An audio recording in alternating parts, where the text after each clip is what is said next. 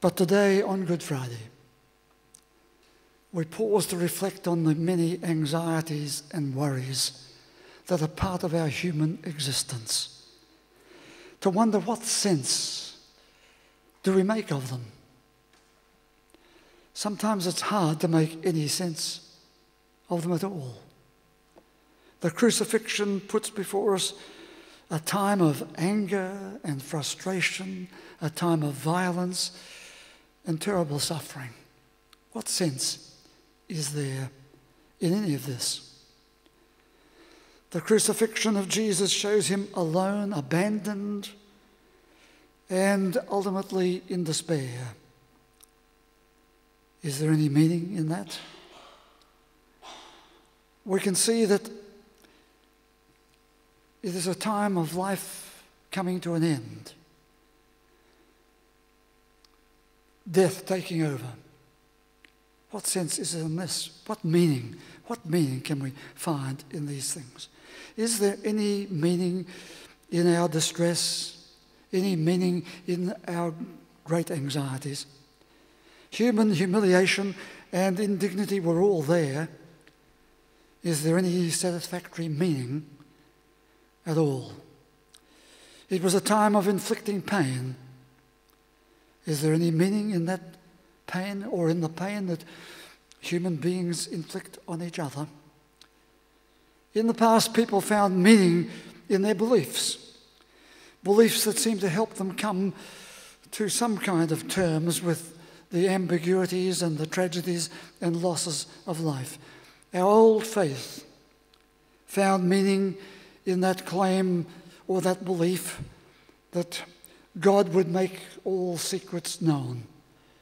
That's how meaning would be found. Or it took the view that a submission, we had to submit to the imposed beliefs, imposed by church, by tradition, by families, schools, by creeds, by beliefs, by places. Or we found meaning by blocking our emotions altogether and finding some meaning in hard work. Or meaning was found in the afterlife. If only we would wait,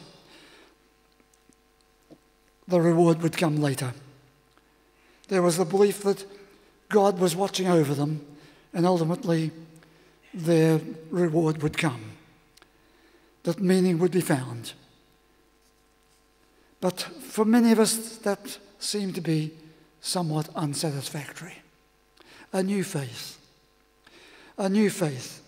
says meaning needs to be constructed. It needs to be created. It needs to be composed. Out of all the mess of life, out of all the chaos, someone comes to create a little bit of sense, a little bit of goodness. Someone composes good music. Someone creates a pathway through all the mess. So meaning can be found in describing a new story, a new way of talking about our pain and suffering, putting our experience into new words. Meaning is found in the support and care and compassion coming from other people. Meaning, we need meaning. It's found in creativity, creative pursuits, and the creativity and the compassion we bring one to the other. It's found in ensuring that our negative moods do not dominate us entirely, that our negative moods can give way to a positive mood, that positive moods often are evaded, of course, yet when they come, we know that they're good. When they come, we know that life is better. When they come, we know that they contribute to our well-being. Meaning is found in that kind of focus, a new focus for a time, for a task. So here we have some strong ways to bring meaning to our many and even our greatest anxieties. First, we develop a new language to describe what has happened and who we are and who we want to be. Second, we can bring different emotions, different moods to our experience. Third, we can realize a new faith, the energy of a new faith in ourselves and in the healing process, in the healing goodness of life. And fourth, we can find meaning as we join our best compassion with the compassion of all humankind. That powerful desire, often buried but coming forth from time to time, that powerful desire to lift and transform the suffering of humankind. Having said all of that, you might ask, but on this day, what will we say about the sufferings and death of Jesus of Nazareth? So often we concentrate only on the death, the crucifixion, and all that is gathered around it, and there we stay. But is there any meaning to be found? Does it speak to our existence? And in what way does it speak to our existence? Because here we have, in this crucifixion, human behavior, human beings at their worst. But even so, in their worst, we find a spirit, a strong spirit is there.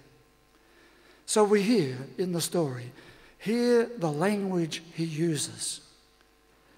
The worst is happening, and he speaks the best words. A higher emotion and a mood is coming through over the crowd's ugliness. There is a faith in a healing goodness of life, that despite what's happening, there is a healing goodness fundamental to human existence. And faith, there's a faith in our courage to be there in that human goodness. Here we hear words of compassion. Compassion for all humankind. Is there meaning in that? We find meaning in the kindness of one towards another. We find meaning in our various ways we speak. But always and often there is fear and apprehension that after all of our trying, we will fail to hold on to the sense that glimmers there like a light in the darkness. What meaning is there in suffering and loss, and all the loss of so many of our wars, our earthquakes, and the vast numbers of men, women, and children dying of hunger? The meaning, I hope we can find some meaning, in people of energy and commitment working to build a better world. So although he was thus crucified on that day, he was still pointing. He was pointing to the possibility of us going on building a better world. The meaning of life is found in people creating something that will transcend this violence and this pointlessness and this waste and this loss. Is that possible? That meaning can be found as we continually create those stepping stones that lead us all to a better way to live. Otherwise, it's all senseless and doesn't mean a thing at all. We need to find some good light that can still shine in our darkest times. We need to hear a comforting word where no comfort seems to be comforting. We need to find some meaning, some hope, some good sense as we hear the healing sounds of music, of poetry, of all creation, speaking to the pains of life, but also to the good hope that resides in the depths of the human soul. Would you please stand?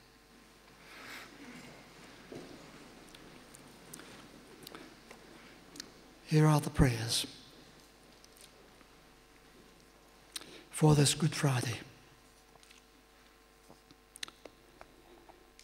Good Spirit of God, help us to hear words we need to hear,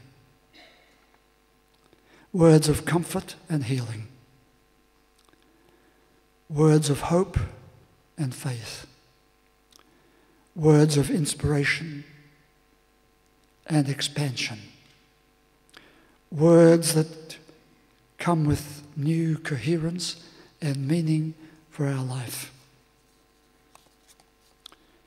Restore in us a peaceful mind, a strengthened spirit. Restore in us a new pathway, a new hope, a new purpose.